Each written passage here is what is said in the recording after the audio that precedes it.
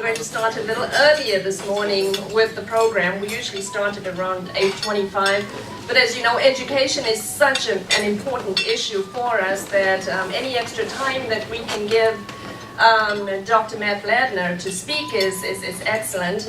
After all, he did fly all the way from Phoenix, Arizona, so we welcome you for that. And we're glad the weather's cooperating for you. I have a few announcements before we start.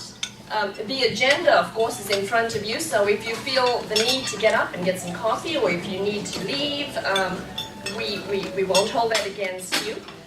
We'll try to finish on time at 9:15. I want to introduce to you our intern, Lucas Greenberg, who is a political science major at the University of Georgia. Would you stand up, Lucas, and say hi to everybody?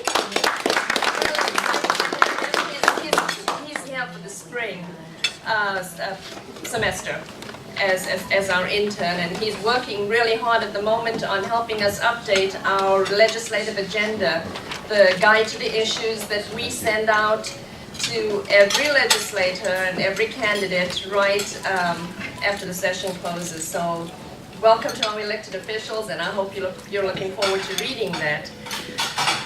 The session is done March 24th, I believe. And, well, quite frankly, education hasn't seen much of it. As school choice, education reform hasn't seen much of a dent at the legislature this year, which is why our program is so much more important because of those challenges that we do face here in Georgia.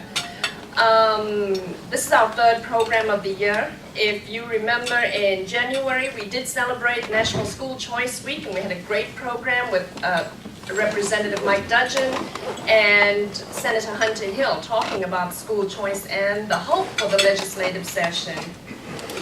In February, we had an update from Judge Mike Boggs, who headed up the Criminal Justice Reform Council. I wanted to I don't usually do this, but this time around I put our flyer at every seat, and if you turn it to the back and see what among the testimonials, if you look at the third one down, it says the Foundation's Criminal Justice Initiative pushed the problems to the forefront, proposed practical solutions, brought in leaders from other states to share examples, and created this nonpartisan opportunity. And as our elected officials know, very little passes unanimously and bipartisanly down at the Capitol. Criminal justice reform did, and we're very proud that Governor Nathan Deal gave us credit for that.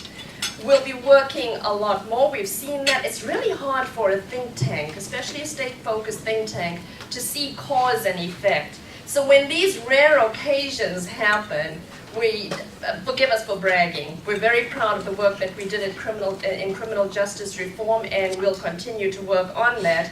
And we are just as enthusiastic about education reform.